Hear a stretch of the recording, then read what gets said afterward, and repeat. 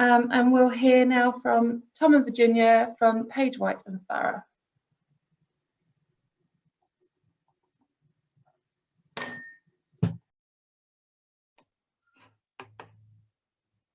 As Stephanie mentioned, anniversary of Tech Wednesday, but it's also an anniversary for me because the Tech Wednesday talk that I did that year ago was my first virtual online attempt at a webinar. So have I got any better? I don't know. My hair's got longer. Anyway, this is kind of an extension of that talk because then I spoke about you as the individual and what rights you might create as an individual creator or designer or innovator. So this extends that and just that if you do want to protect your software, you have got something, where do you start? And you don't start here. You don't start with the core assumption that it's fine. It's all mine. I had an idea. I invented it. I designed it. So I own it. And that's an end of the problem. That's not the right place to start even the thought process.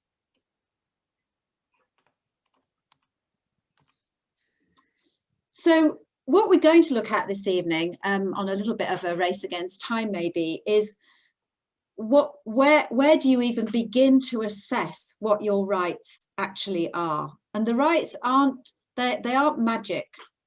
Each individual right that you might have to protect your software arises from a particular legal basis. And I've shown you this diagram here, which sort of categorizes the different types of right that you can end up with. The light blue ones are what we call registered rights. And for those, you have to take some positive affirmative action to do something.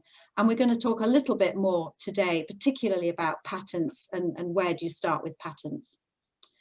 The dark blue section are rights where you have to do something internally, but you don't have to make an external registration with an external authority. You can just decide that I'd like to have confidential information, or I might have confidential information, and you can take certain internal steps within your company to create that confidential information, and that is also an intellectual property right, and we'll briefly discuss that. And then in the pink sector are rights which are automatically created. You literally don't do anything. You don't even have to think about doing anything. If you create a piece of software, you have copyright. If you create a database, you have database rights. And we're just going to focus a little bit on copyright this evening as an example of that kind of right. So the first step on your journey is to decide what category of right or what rights you might have. And we don't expect you to do that by yourself. That's what we're here for. So the first one, just to talk about a little bit, is copyright, probably the one you're most familiar with if you have anything to do with software, and all those files that Paul was referring to flying back and forth over the internet would no doubt have copyright. It's a very solid right. It is created automatically. But in order for you to assert it, it comes with some serious limitations. It requires copying. So somebody else who comes up with the same idea as you, but didn't copy your software or creation, wouldn't infringe your copyright. So it's okay for people to independently develop their own thing. Even more than that, it only protects the expression of the idea. In this particular case for software, focusing on software, it only protects the code, the actual code. It does not protect the idea behind the code. So if we took the example of Paul's files again on 3D printing files, a particular 3D printing file would be protected by copyright, but somebody else could create a different file to maybe create a similar item in a different way, and that would not be an infringement of copyright. So a competitor can take your overall idea, wouldn't it be nice to have a mask of this shape and a software file to create it, perhaps, and they can just write their own software. So copyright is a limited right. So confidential information, again, a lot of people talk about, well, my software is protected because it's locked down. My software is protected because it's all at the back end. Nobody can see it. It's a trade secret. Confidential information is the basis for these so-called trade secrets. It requires you to maintain a duty of confidence around your software. And very, very importantly, it's not a persistent right. As soon as the knowledge enters the public domain, your confidential information, what started out as a trade secret, is no longer a trade secret. And you can never hark backwards. You can never make your confidential information confidential again once it's gone out there. It doesn't protect against somebody else coming up with the same idea separately. And it doesn't even stop someone else from patenting the same idea, even if you got there first. So if you had confidential information, you maintained it a secret, you did all the right things, but somebody else independently had the idea, they might be the ones that end up with a patent. And we're going to see how crucial that might be in a moment. So what are patents? Well, they're monopoly rights for a start. They don't require copying. They're a registered right, as I explained. You have to apply to one and you get granted one. You get granted this monopoly, which is your exclusive right to do the thing that you have invented. It can protect broad concepts. It's not limited to a particular code or a particular way of doing things. And a very common statement that I hear is, well, you can't patent ideas. And actually that's true. You can't patent an idea like world peace or something, but you can patent ideas which have a technical expression. So what you can protect are technical features amounting to an idea. And Tom's going to go into that in a little bit more depth in a moment. They can last for up to 20 years. And actually hearing Paul's comments again about the 3D printing industry, it looks as though some of those patents actually went the full journey. Mostly in the field of software, it's quite likely that you won't need a patent to last for 20 years because it's a very fast moving field.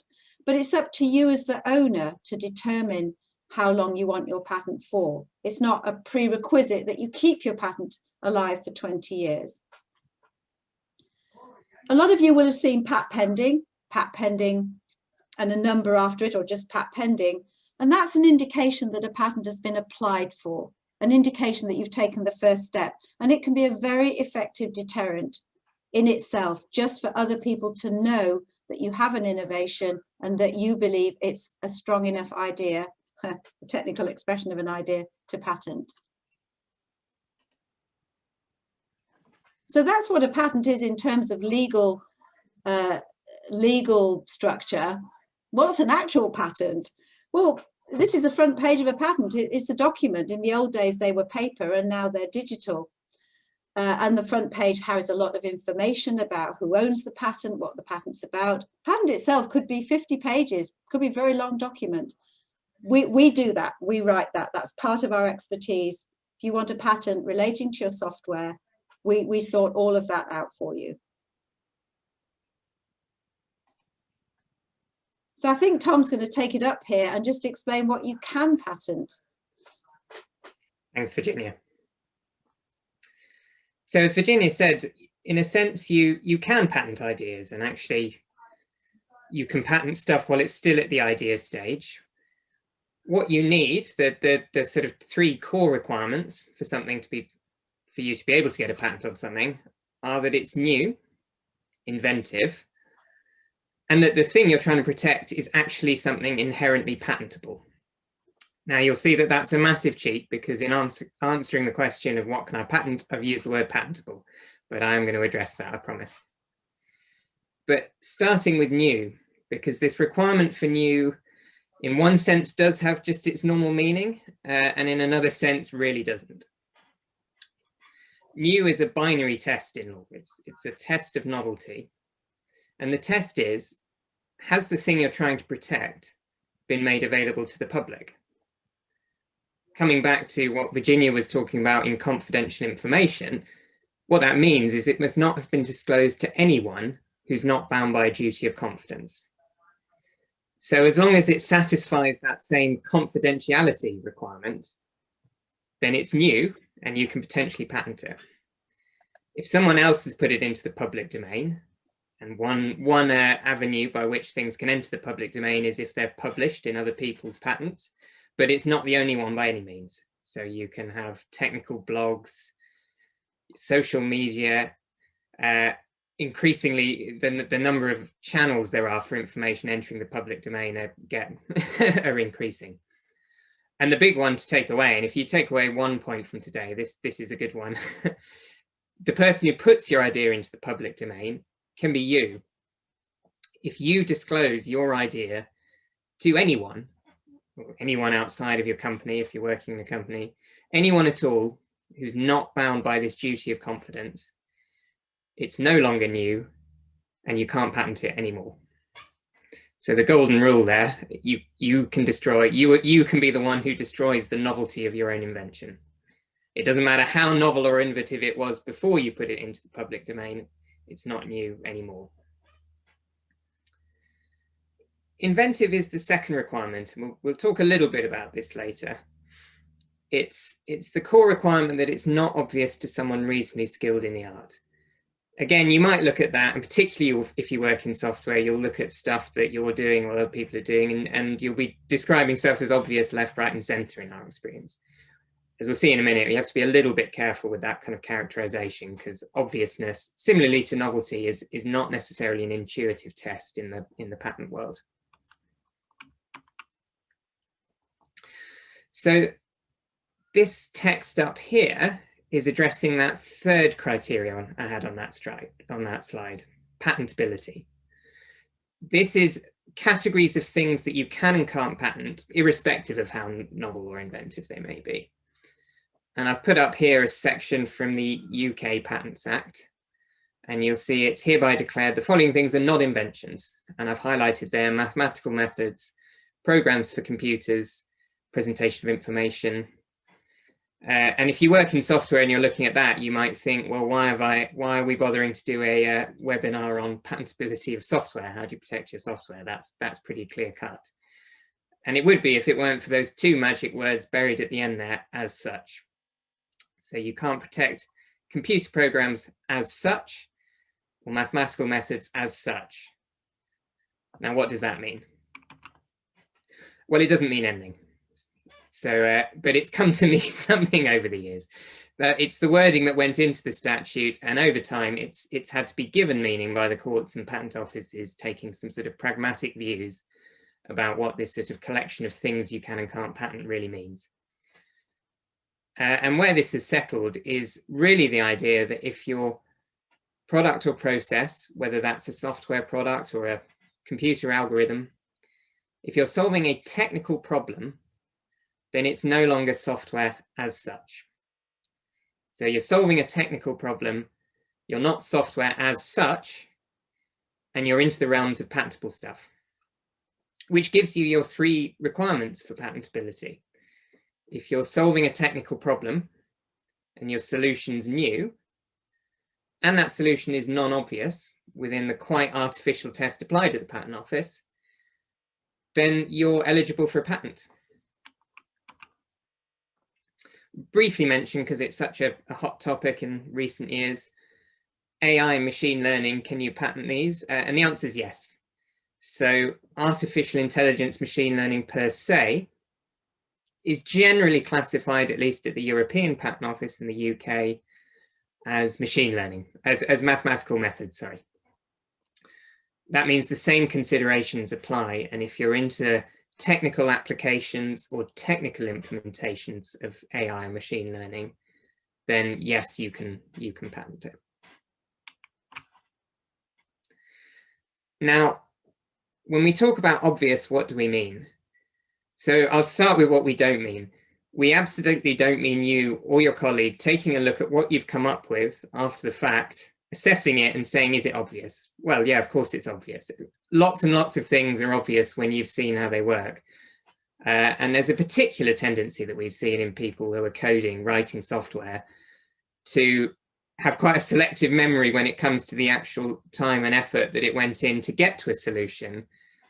And a higher degree of willingness to look at the solution in hindsight and say, well, yeah, it's obvious now. That is not the correct test to apply for obviousness when you're assessing whether or not something is patentable. Firstly, the person to whom it has to be obvious is what's called a person of ordinary skill in the art.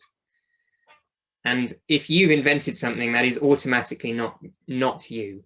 This person of ordinary skill in the art is a hypothetical person with some reasonable skill, but no inventive capability. It's a question of, is it obvious to them? But it's also the question, is it obvious to them without hindsight of what you've invented? It's not taking a look at what you've invented and saying, well, now you've told me what it is it obvious?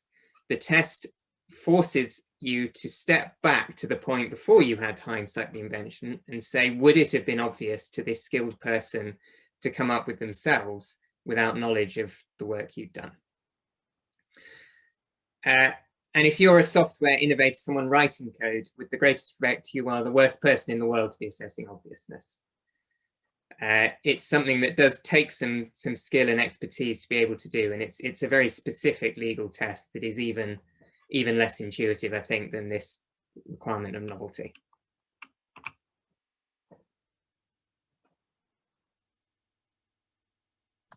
So just picking up on that, Tom's talked about, you know, the test of obviousness is a legal test. The test of novelty is a legal test. You know, patents are highly legal things. You do need advice. You know, you do need some help. Even at the early stages of your business, you know, you've got some software. Don't assume it's yours, all yours. You need some assistance to work out what rights are the most appropriate and when to apply for those rights if they do need to be registered. So when should you talk to us? So at an early stage, any early stage is fine. But really what you're looking for as a benchmark is you've solved a technical problem. You've had a look around and there isn't an equivalent solution. There isn't a good way of doing what you did. The solution solves the market need. So you're already kind of pointing towards a marketplace and you need some protection in that marketplace. And that's all we need to kick off a conversation, however early stage you are when you reach those sort of criteria, and then come and talk to us. And do talk to us before you talk to anyone else. Do remember Tom's golden rule that you can destroy the novelty of your own invention. And so don't do that. I'm just looking at the clock and highly conscious that we probably should stop there, but it's a good place to stop. Thanks, Steph. Perfect. Thank you ever so much. Thank you both for that. Every time I talk about patents and IP, it fills me with fear because I'm like, everyone's just going to steal my ideas.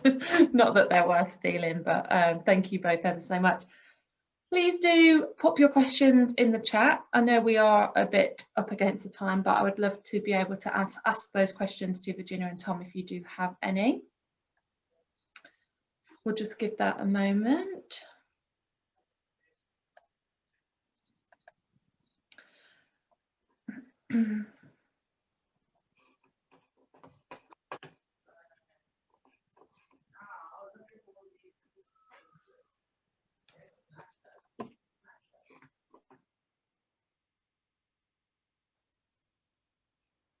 It just means that your information was so great that nobody has any questions for you. I was going to say, I don't know whether you've got an email address that you just want to pop up. I'm sure you'll be more than happy to follow up if we have any questions afterwards. Yes, the email address that's going up there is fine. Lovely. And okay, actually, just to add, there weren't any questions. Just to point out that we do offer a free consultation, 30 minutes to an hour at no charge, just to make an initial assessment. So if you're at all nervous about approaching a patent attorney firm, you know, you don't know what to do, you're worried about cost, just give us a ring and we can just start there for free and give you an initial chat.